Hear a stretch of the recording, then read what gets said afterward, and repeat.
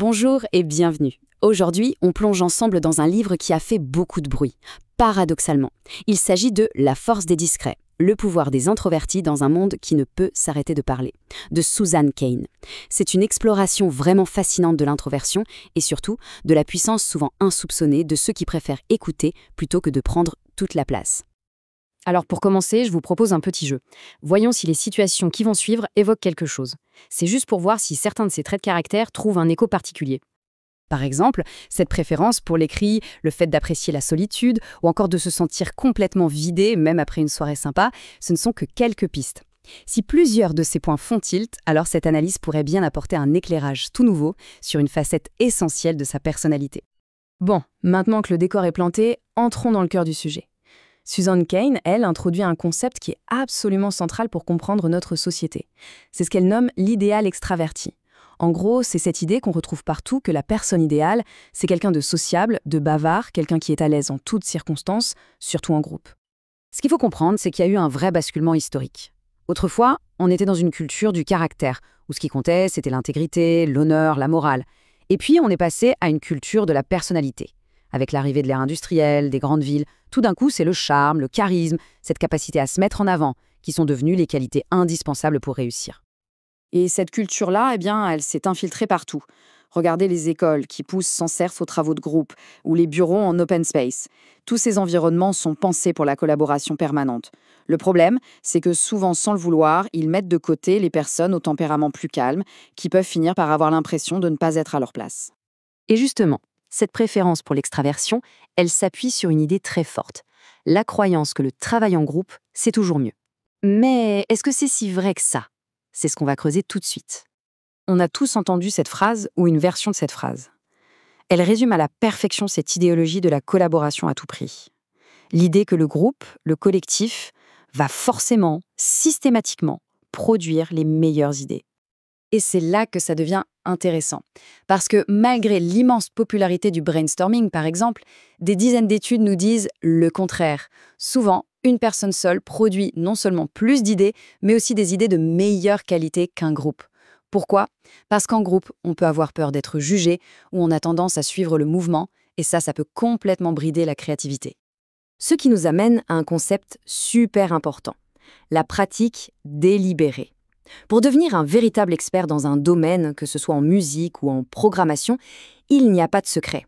Le chemin, c'est presque toujours des heures et des heures de travail intense, seul, pour vraiment se concentrer et repousser ses propres limites. Et les exemples sont partout. Steve Wozniak, il n'a pas inventé le premier ordinateur Apple pendant une réunion de groupe. Il était seul dans son coin. Charles Darwin, il a peaufiné ses théories pendant d'interminables promenades, loin de toute l'agitation sociale. La solitude, en fait, ce n'est pas un vide. C'est un terreau incroyablement fertile pour l'innovation. Alors, changeons un peu de perspective maintenant. On a vu les défis liés à cet idéal extraverti. Mais maintenant, penchons-nous sur ce qu'on pourrait appeler les super-pouvoirs des introvertis.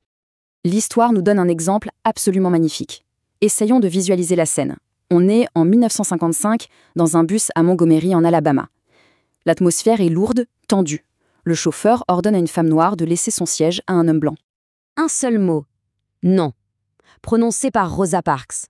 Calmement, sans un cri, sans agitation. Et ce nom, si tranquille, a été l'étincelle qui a mis le feu aux poudres du mouvement pour les droits civiques. Le truc, c'est que son calme, sa réserve, ont donné à son geste une autorité morale incroyable. Une personne peut-être plus explosive n'aurait pas eu le même impact. Sa force, elle venait justement de sa tranquillité. Et c'est cette force-là qui a changé le cours de l'histoire. Et ça illustre parfaitement à quel point les introvertis et les extravertis peuvent être complémentaires. L'association entre Rosa Parks, cette force tranquille, et Martin Luther King Jr., l'orateur charismatique, était tout simplement parfaite. Elle a initié le mouvement, lui a galvanisé les foules. Chacun, avec sa nature, son tempérament, était absolument indispensable au succès de l'autre. Et cette force, on la retrouve aussi dans le monde de l'entreprise. Il y a une étude assez bluffante qui a été menée dans une grande chaîne de pizzerias. Les résultats montrent que les managers introvertis obtenaient de bien meilleurs résultats financiers quand ils géraient des employés proactifs. Et pourquoi ? Eh bien, c'est assez simple, parce qu'ils sont plus à même d'écouter et surtout de mettre en pratique les bonnes idées qui viennent de leurs équipes. Bon, d'accord. Mais alors, concrètement, on fait comment ? Comment est-ce qu'on peut s'épanouir en respectant sa nature profonde, que ce soit plutôt introverti ou extraverti ? C'est la question à laquelle on va répondre maintenant. La clé du bien-être, ce n'est pas de chercher à changer qui on est, c'est de trouver ce que les psychologues appellent son niveau optimal de stimulation. C'est ce point d'équilibre parfait où l'on n'est ni dans l'ennui, ni dans le stress. La seule différence, c'est que les introvertis ont besoin de moins de stimulation extérieure pour atteindre ce point d'équilibre et se sentir bien. Une stratégie toute simple et très efficace, c'est de se créer des espaces de reconstitution. Ça n'a pas besoin d'être compliqué, ça peut être fermer la porte de son bureau quelques minutes entre deux réunions, mettre un casque dans les transports en commun, ou même juste trouver un coin un peu plus calme dans une soirée pour souffler et recharger les batteries. Et pour aller encore plus loin, Susan Cain propose une petite introspection. Il s'agit de se poser quelques questions. Repenser à ce qui nous passionnait quand on était enfant, observer ce qui nous attire aujourd'hui, le genre de travail qu'on aimerait faire, et même analyser ce qu'on a envie chez les autres.